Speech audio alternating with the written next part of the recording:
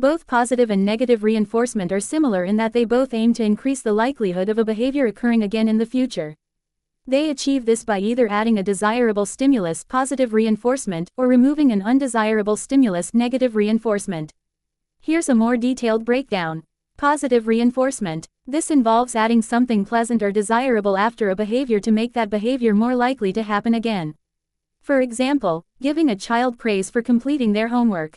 Negative reinforcement. This involves removing something unpleasant or undesirable after a behavior to make that behavior more likely to happen again.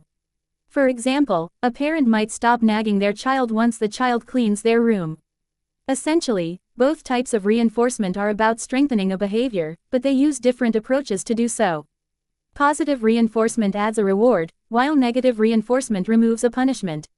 It's important to remember that positive and negative in this context don't mean good and bad, but rather refer to the addition or removal of a stimulus.